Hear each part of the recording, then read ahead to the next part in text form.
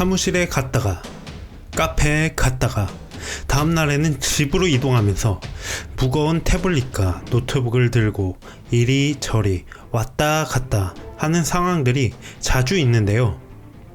PC 작업하다가 핸드폰에서 진동이 오면 핸드폰을 꺼내고, 그러다가 태블릿으로 작업할 일이 있으면 태블릿을 꺼내고, 이러다 보면 지칠 때가 많이 있죠.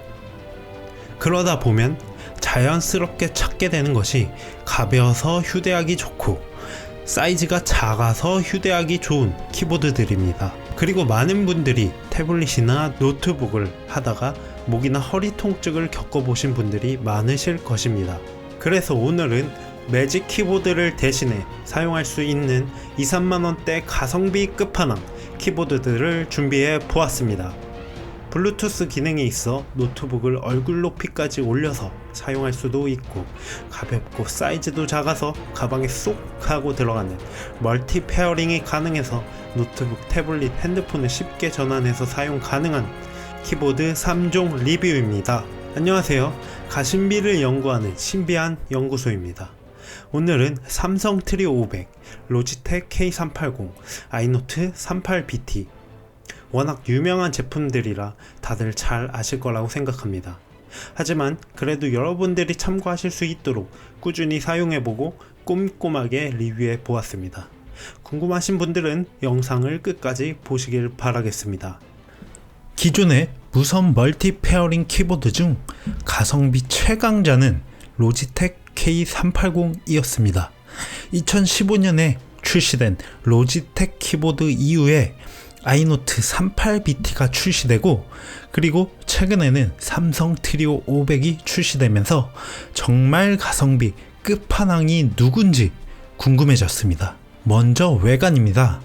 삼성 트리오 500의 외관을 보시면 키캡들이 사각형으로 되어 있어 뭔가 스마트한 느낌이고, 포인트 컬러인 하늘색과 흰색이 조화롭게 매칭되어 있습니다. 그리고 로지텍 K380입니다. 동그란 키캡에 전체적으로 작고 컴팩트한 모습입니다. 키캡들이 오밀조밀하게 모여있고 다크그레이 컬러로 포인트를 줬습니다. 그리고 아이노트 38BT입니다.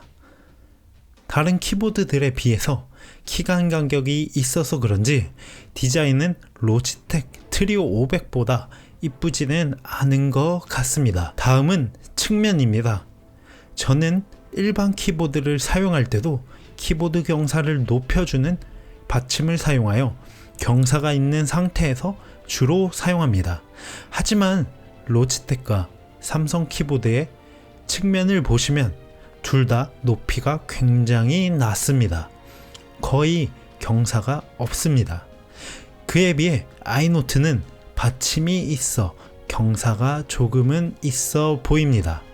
키보드들의 측면 높이는 삼성 15.4, 로지텍 16, 아이노트 18mm, 거의 로지텍과 아이노트는 2mm 차이가 납니다.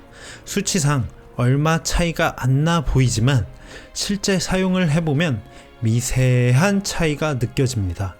그 차이는 소음으로 이어지는데요. 제가 사용해본 결과 로지텍은 책상과 키보드 사이 간격이 적은 데다가 합판이 얇아서 조금만 세게 타이핑을 하면 책상을 두들기는 듯한 느낌이 들었습니다. 반면 삼성은 측면 높이가 제일 낮지만 합판이 단단하여 책상을 두들기는 듯한 느낌이 덜 들었습니다. 그리고 아이노트는 합판이 얇지만 측면 높이가 가장 높아 책상을 두들기는 듯한 느낌이 덜 느껴졌습니다. 다음은 타건감인데요. 타건감은 개인적으로 모두 비슷해서 어느 쪽이 더 좋다고 얘기하기 힘들었습니다. 그래서 여러분의 판단에 맡기겠습니다.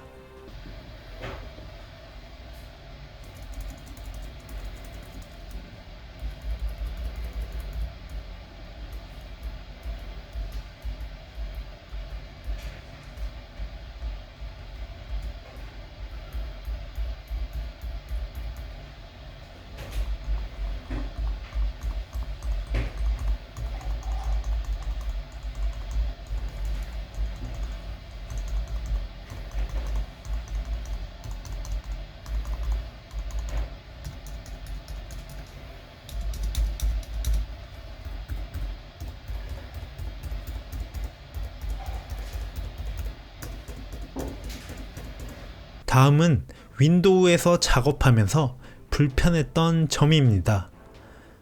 로지텍 K380의 경우 윈도우에서 F1, F2, F3 키를 사용하면 블루투스 연결 장치들 간의 전환키가 기본 설정입니다.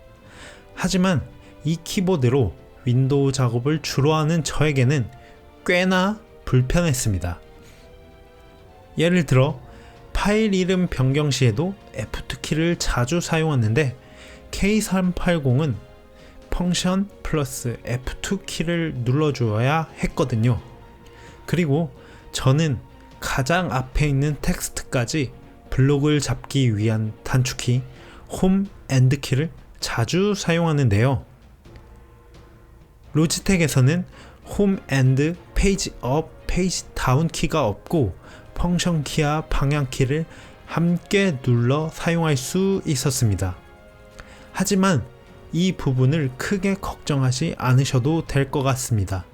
로지텍은 키매핑 프로그램을 설치하고 해당 옵션을 켜주면 펑션 키를 누르지 않아도 F2 키를 바로 사용하여 파일 이름을 바꿔줄 수 있었습니다. 아이노트의 경우에는 반대였습니다. 아이노트는 다른 키보드들과 다르게 윈도우에서 사용 시 F1, F2, F3 키들을 윈도우 기본 기능으로 사용할 수 있었고요. 디바이스 간의 전환 시에는 오히려 펑션 키를 함께 블루투스 전환 키를 눌러 전환할 수 있었습니다. 그리고 아이노트도 홈 앤드 키가 없는 만큼 펑션 키와 방향 키를 함께 눌러 멀리 있는 텍스트에 블록을 설정할 수 있었습니다. 이번에는 멀티 페어링 키보드인 만큼 가장 집중해야 될 페어링에 관한 부분인데요. 놀라운 것은 멀티 페어링 제품인데도 불구하고 점점 페어링이 되지 않아 고생한 제품도 있었습니다. 먼저 로지텍 K380을 보시면 블루투스 전환키 1, 2, 3번을 길게 눌러주면 블루투스 기능이 이네이블 됩니다. 이때 해당 기기와 연결시켜 주시면 됩니다. 한번 연결을 했던 기기들 간에는 블루투스 1, 2, 3번을 눌러 페어링된 장치로 전환할 수 있었습니다. 그런데 로지텍 K380과 아이노트 38BT를 제가 3개월간 사용했지만 페어링이 정말 잘 됐습니다. 하지만 삼성 트리오 500의 경우 처음에는 그럭저럭 페어링이 됐지만 한 달 정도 사용하면서 점점 더 페어링이 안 되기 시작해서 2달이 넘어가면서 페어링이 거의 안 되는 것을 확인할 수 있었습니다. 다른 부분이 아무리 좋아도 무선 키보드가 페어링이 잘 안 되는 것은 정말 치명적인 단점인 것 같습니다. 키스킨의 경우에는 아이노트와 삼성 키보드는 시중에 투명한 실리콘 키스킨밖에 찾아볼 수 없었고요. 하지만 로지텍은 2015년도에 출시해서 지금까지 가성비 갑인 제품인 만큼 컬러풀하고 이쁜 키스킨이 많이 있었습니다. 키스킨 때문이라도 로지텍을 구매하시는 분들이 있으실 것 같습니다. 그리고 또 하나의 중요하게 봐야 될 부분이 자판의 총 길이와 키간 간격이었습니다. 아이노트는 가로 길이 288로 삼성과 로지텍에 비해서 8mm 가량 더 길었고 키간 간격도 더 넓었습니다. 제가 타이핑해본 결과 이러한 부분 때문에 아이노트는 삼성과 로지텍에 비해 오타가 비교적 적었습니다. 장시간 키보드를 사용하시는 분들이라면 키간 간격이 좀 더 넓은 아이노트 38BT가 타이핑에 대한 피로도가 덜 할 것 같습니다. 색상의 경우에는 삼성 트리오 500은 블랙, 화이트, 로지텍은 블루, 차콜 그레이, 파우더 핑크, 퓨어 화이트, 아이노트는 핑크, 블랙, 화이트, 컬러가 있었습니다. 아이노트 키캡의 촉감은 가장 아랫부분은 키캡이 볼록 올라와 있지만 그 위부터는 키캡이 오목하게 들어가 있어 입체감이 느껴지고 오목하게 들어가 있는 느낌이 뭔가 더 타이핑을 하고 싶게 만들었습니다. 그리고 촉감이 보들보들해서 만지고 있으면 계속 누르고 싶은 촉감이었고 제 손도 굉장히 건조한 편이라서 저는 키스킨을 구입했습니다. 실리콘 키스킨의 마찰 덕분에 장시간 사용 시 타이핑 피로도를 줄일 수 있었던 것 같습니다. 그리고 로지텍 K380은 한글은 없고 영문자판만 있는 제품과 한영 모두 있는 자판 두 종류가 있으니 구매하실 때 참고하셨으면 좋겠습니다. 가격대는 로지텍은 25,000원에서 34,000원, 삼성 트리오 500은 33,000원에서 36,000원, 아이노트는 19,000원에서 2만원대로 아이노트가 가장 저렴한 편입니다.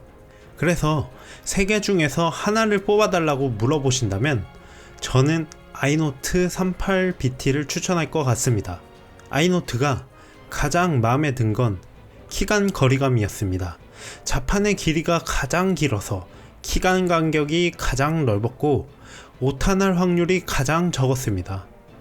그렇다고 무겁거나 휴대하기 힘들 정도로 길지도 않았습니다. 경사도 높아서 장시간 타이핑하는 저에게는 가장 만족스러웠습니다. 그리고 가격도 가장 저렴하고 다만 키캡이 너무 부드러워서 미끄러운 촉감은 실리콘 키스킨으로도 충분히 커버할 수 있었습니다. 삼성 트리오 500은 3개월 정도 사용해보니 거의 페어링이 안 되어서 별로 추천하지는 않습니다. 제가 가장 추천하는 것은 아이노트이지만 페어링도 잘 되고 다양한 컬러, 이쁜 키스킨도 많아서 다양한 디자인을 선호하고 사각형 키캡이 아닌 동그란 키캡을 써도 상관없으신 분들은 로지텍 K380도 추천합니다. 오늘 이 영상을 조금이라도 도움이 되셨다면 좋아요와 구독, 알림 설정을 부탁드리겠습니다. 오늘은 시청해주셔서 감사드리고 저는 다른 가심비 제품으로 다시 찾아오겠습니다. 지금까지 신비한 연구소였습니다.